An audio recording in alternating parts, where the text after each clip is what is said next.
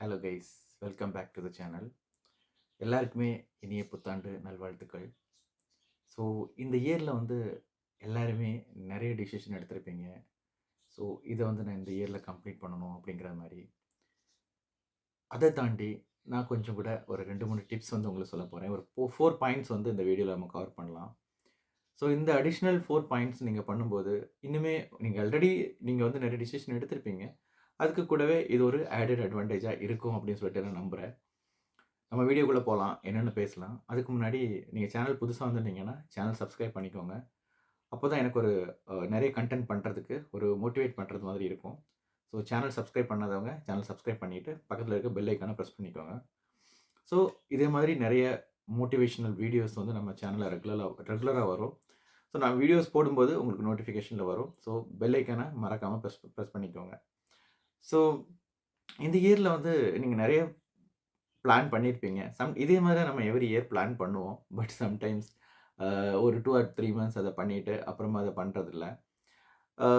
அப்புறம் இயர் எண்டில் போயிட்டு ஓகே நம்ம டிசிஷன் பிளான் பண்ணியிருந்தோம் இதை பண்ணணும் அப்படின்னு சொல்லிட்டு பட் பண்ண முடியல. அந்த மாதிரி நம்ம நிறைய நேரங்களில் நம்ம திங்க் பண்ணுறது உண்டு.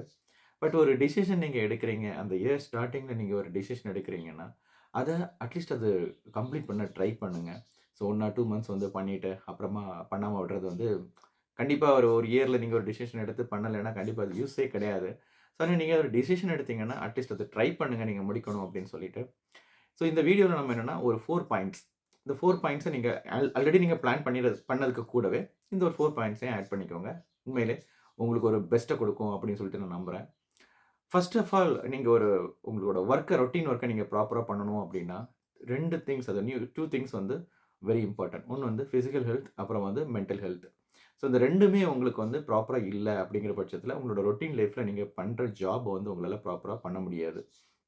உங்களோட மென்டல் ஹெல்த் ப்ராப்பராக இல்லைன்னா உங்களால் ப்ராப்பராக திங்க் பண்ண முடியாது. அதனால நீங்கள் டே டு டேயில் நீங்கள் பண்ணுற ஒவ்வொரு ஒர்க்கையும் திங்க் பண்ணி ப்ராப்பராக உங்களால் ஃபுல்ஃபில் பண்ண முடியாது.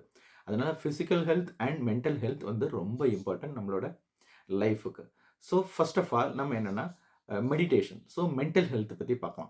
ஸோ எவ்ரி மார்னிங் நீங்கள் எழும்பின உடனே கொஞ்ச நேரம் ஒரு மெடிடேஷன் பண்ணுங்கள். ஒரு அமைதியான பிளேஸில் போய் உட்காந்துருந்து சைலண்டாக எந்த ஒரு டிஸ்டர்பன்ஸும் இல்லாமல் அமைதியாக உங்கள் மைண்டையும் பாடியை ரிலாக்ஸ் பண்ணிவிட்டு ஒரு 10 நிமிஷம், நாட் ஓன்லி 10 நிமிஷம், 30 மினிட்ஸ், 10 நிமிஷம் சஃபிஷியண்டாக இருக்காது. ஒரு 30 மினிட்ஸ் அமைதியாக இருங்க. ஸோ உண்மையிலே உங்களோட மைண்டுக்கு ஒரு நல்ல ஒரு ஃப்ரீனஸ் கொடுக்கும்.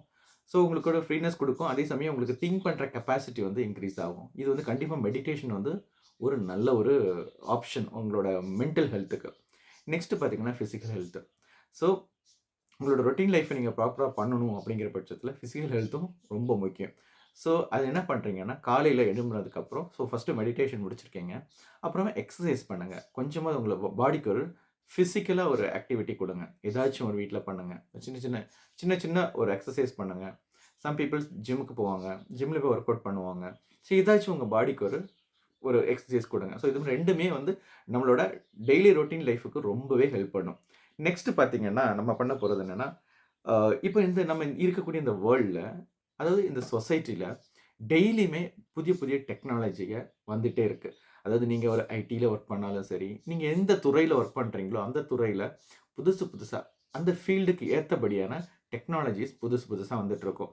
நீங்கள் ஒரு இடத்துல ஒர்க் பண்ணுறீங்க அப்படிங்கிற பட்சத்தில் நீங்கள் ஏற்கனவே இருந்த நாலேஜில் அப்படியே இருந்துட்டு இருந்தீங்கன்னா கண்டிப்பாக உங்களுக்கு ஒரு நல்ல ப்ரமோஷன் ஆர் ஜாபில் நல்ல ஒரு ஹைக்கு இதெல்லாம் வர்றது ரொம்ப கஷ்டம்.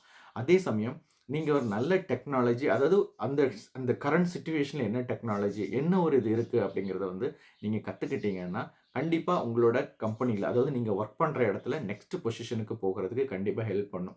அதனால நிறைய நியூஸ் பேப்பர் படிங்க, நிறைய புக்ஸ் படிங்க.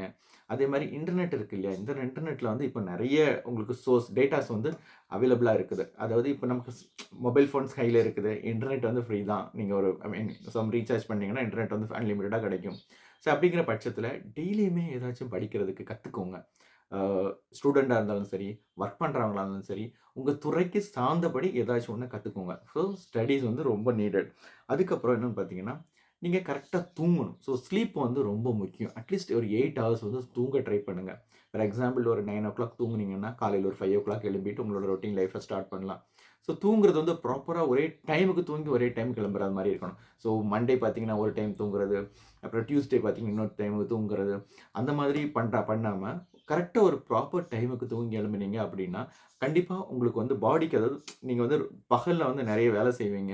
இதனால என்ன உங்க பாடி வந்து ஃபுல் டயர்ட் ஆகும். நீங்க நைட்ல வந்து ப்ராப்பரா நீங்க தூங்குனீங்கன்னா, நெக்ஸ்ட் டைம் மார்னிங் எழும்பும்போது பாடி வந்து ஃப்ரெஷ்னஸா இருக்கும். உங்களால நல்லா திங்க் பண்ணி கரெக்ட்டா நம்மளால ஒர்க் பண்ண முடியும். அதனால கரெக்ட்டா உடம்புக்கு தேவையான ஒரு ரெஸ்ட்ட குடுங்க. கரெக்ட்டான டைம் 9 மணிக்கு தூங்குறீங்கன்னா, காலையில 5 மணிக்கு எழும்பிட்டு, நீங்க ஒரு மெடிடேஷன், அதுக்கப்புறம் எக்சர்சைஸ், அப்புறம் ஏதாச்சும் லேர்ன் பண்ணணும். ஒரு டைம் ஃபிக்ஸ் பண்ணிக்கோங்க. 1 ஹவர்லேருந்து ஒரு 2 ஹவர்ஸ் நான் உட்காந்துரணும். 2 ஹவர்ஸ்ங்கிறது ரொம்ப ஜாஸ்தி டெய்லி ரொட்டீன் லைஃப்க்கு. அட்லீஸ்ட் ஒரு 1 ஹவர் ஆச்சும் உட்கார்ந்து ஏதாச்சும் படிக்கணும் அப்படின்னு சொல்லிட்டு டைம் ஃபிக்ஸ் பண்ணிக்கோங்க. அதே மாரி நீங்க இதே மாதிரி ஒவ்வொன்னுக்கும் அதாவது மெடிடேஷனுக்கு இவ்வளோ டைம் அப்படின்னு சொல்லிட்டு ஒவ்வொரு டே வந்து ஒரு டைம் டேபிள் மாரி போட்டு பண்ணுங்க.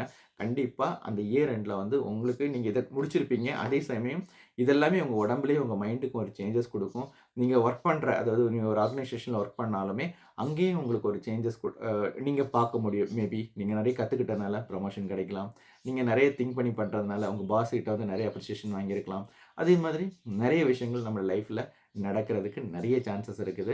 அதனால நான் சொல்லி இந்த டிஸ்கஸ் பண்ணோம் இல்லையா? அந்த வீடியோல டிஸ்கஸ் பண்ண 4 பாயிண்ட்ஸையும் ட்ரை பண்ணி பாருங்க. இந்த இயர் எண்ட்ல இந்த 25 முடியும்போது டெஃபினிட்டா உங்கள்ட்ட ஒரு சேஞ்சஸ் வந்து நீங்க கண்டிப்பா பார்க்க முடியும். ட்ரை பண்ணி பாருங்க. அப்படியே சேனலையும் சப்ஸ்கிரைப் பண்ணிட்டீங்கன்னா, எனக்குமே ரொம்ப மோட்டிவேட் பண்றது மாரி இருக்கும். Thank you. தேங்க்ஸ் ஃபார் வாட்சிங். பை.